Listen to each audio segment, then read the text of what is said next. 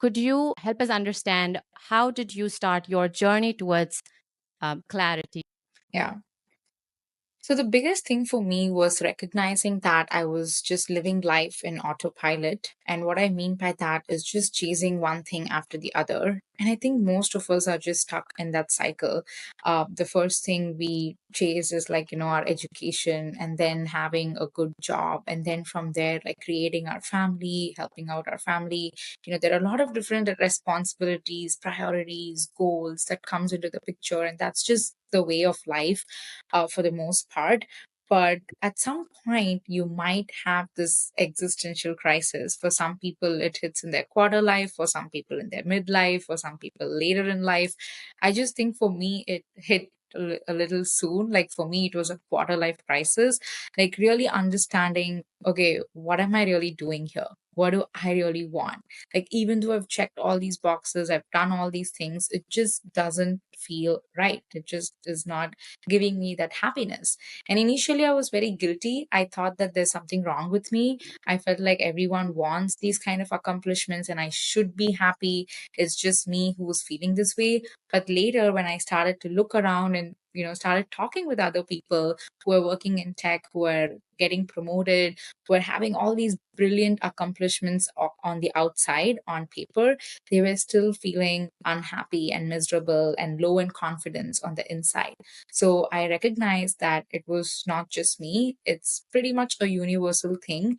And we all have different wake up call. Different kind of awakenings in different points of our life that makes us question who we are, what we want to really do, and bring that purpose back into our life.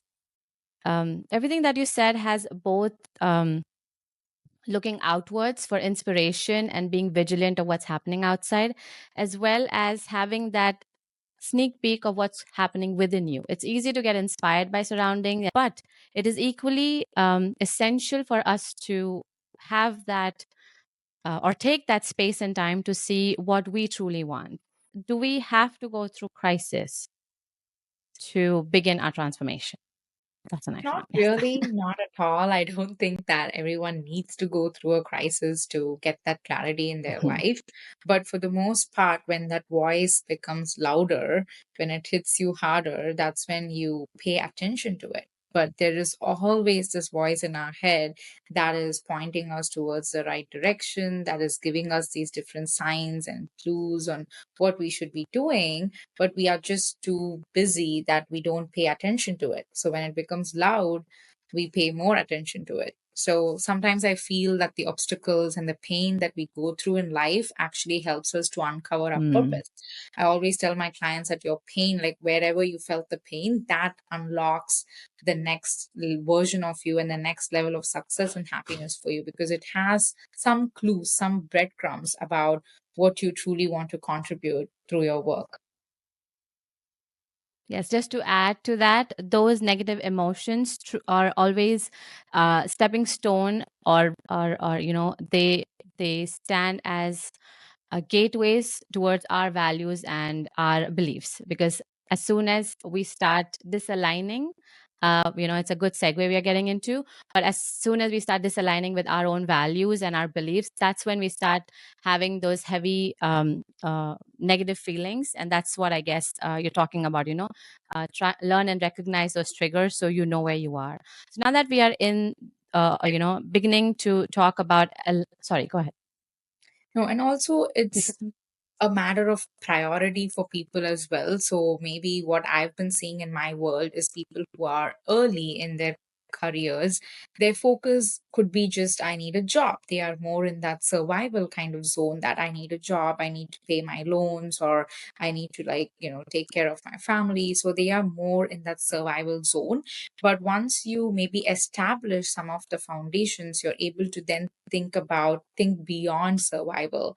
So it almost reminds me, as I talk about this, about the Maslow's law of hierarchy, where there are psychological needs, physiological needs, survival, and then you elevate to self actualization, to making an impact, thinking about your purpose, and also, like, going more into transcendence and enlightenment. So I think it's almost true. And I really believe in that because when you're in survival, you're not able to think beyond that.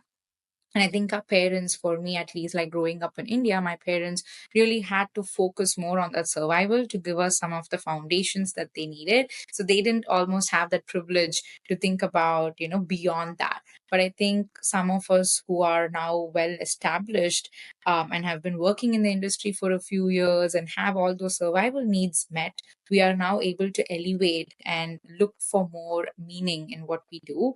But at the same time, my whole idea is I believe that people need to have both the money and the meaning. It's not one or the other.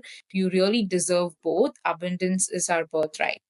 Talking about clarity, let's say if somebody wants to start their journey of clarity and looking inwards, what would you suggest they start with? That's a great question. So I feel, having gone through this myself, I think it's a pretty challenging journey to figure out clarity by yourself, because you're almost wearing this pair of glasses and you're able to see things the way you see, and it's hard to see things differently. So you might be feeling very stuck on what else is possible for me, which is where you actually having a coach or a mentor or somebody to talk to really helps, because they are going to wear a different pair of glasses and they'll be able to see your blind spots, where you're getting stuck, and actually connect the dots of everything that you say and bring meaning out of it. And that's really what I do with my clarity calls as well. I make them go through a lot of, deeper questions and insights, and then I take all of that and make them look at it differently by asking deeper questions and guiding them through a deeper journey. So, in a way, if you're feeling like stuck, I don't know where to get started, I just want to say it's not just you, it's all of us. So, it's okay to ask for support and to lean in. To get that support. It's not that you don't know what you're doing, and no need to have any like shame around it. But one of to answer your question, like where to get started, I think one of the best places to get started is really following your curiosity. As humans, we are just naturally so curious, and when you think about what are you really curious to learn about, to explore more of, that's a great place to get started. So, what are the things that you constantly look in YouTube or in podcasts, or what do you really search in Google, or what are the common books that you love to read? What are the conversations that you like to have? So, those could be breadcrumbs and clues for you to understand what really excites you and ignites you. Because what really excites you and ignites you is where you can find that clarity. That is where your purpose and your passion really lies. So, that's a great place to get started. I have another analogy that I use with my client. It's like, painting a picture. When you're painting a picture, you're too close to the picture and you either feel like your painting is not good enough or that you're looking for perfection and the line. But the suggestion is always to take a step back from your problems and look at a painting from a viewer's perspective rather than a painter's perspective. That always gives you that new pair of glasses.